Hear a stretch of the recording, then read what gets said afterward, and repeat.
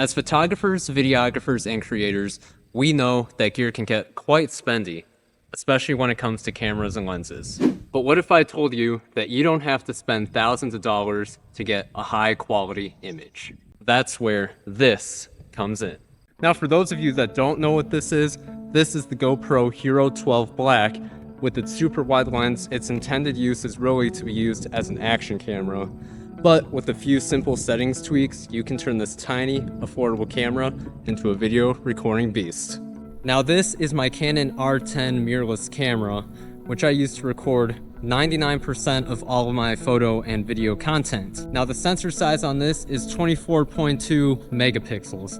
Now the GoPro Hero 12 for photos can get 27 megapixels, and for video stills, 24.7 megapixels. Now on paper, this $400 GoPro Hero 12 should be able to outperform this $1,000 camera body and $300 lens. Now ultimately, by using a mirrorless camera like this with an interchangeable lens system, you'll be able to get a lot more utility out of it. But make no mistake, the GoPro is still very versatile. So now I'm going to show you two different presets that I have set on my GoPro right now, just for some really quick shooting in the case I have to turn it on super fast and just have some settings ready to go. So my first preset is what I call cinematic selfie, and I call it cinematic selfie because I have this one set at 24 frames per second, which is what I use for all my talking shots. So the settings I have for this are log, it's in a 16:9 ratio.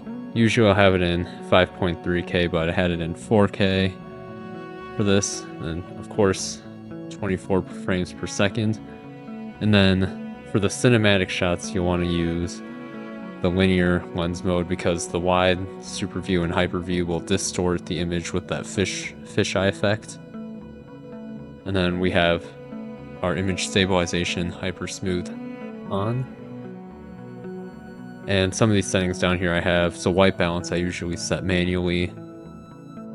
I have ISO max down pretty low just to keep the image nice and clean. Sharpness at low, because I can go ahead and add sharpness in post. And then for audio on here with our media mod, just have it set for the front mic with the wind on auto for now. And that is my first preset for cinematic selfie. Now my second preset is my normal cinematic mode. So the settings are mostly the same. So we have log profile 16:9, 5.3K, but instead of 24 frames per second, I'll be shooting in 60 frames per second, just in case I want to slow down any of my footage. And then linear mode, stabilization on. And then pretty much all the same settings down here. White balance right now is set to auto, but normally I'll go in and adjust that manually.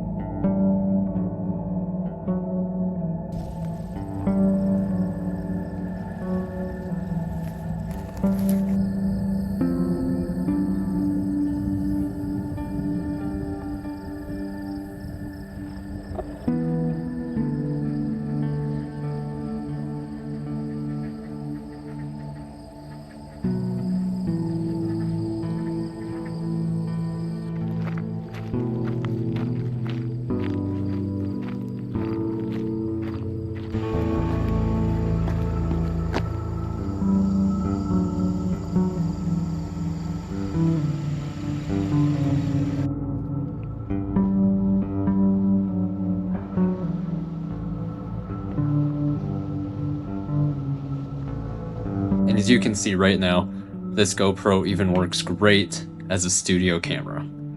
So hopefully with the footage you just saw, you can see that you can really create some high quality content without having to spend thousands of dollars on a system like this. As I said before, by using a camera like this with a lot of different options for interchangeable lenses, ultimately, yes, you will have a lot more utility with your shooting. But if you're a creator just beginning on your journey, this GoPro is an excellent option for getting started with vlogging, cinematic shooting, and even some photography. So one great piece of advice that I've heard time and time again is that the quality of content is not dependent on the gear you're using, but rather the knowledge you have for your gear and the user itself. So you could use a multi-$1,000 camera system like this to record your content, but if you don't know how to use it to its full potential and to its full max, then ultimately your content will not reflect that. Thank you again so much for watching, and if you enjoyed what you watched, please consider leaving a like and subscribe. I would appreciate it very much, and it would help get my content out to more viewers like you. Until the next one.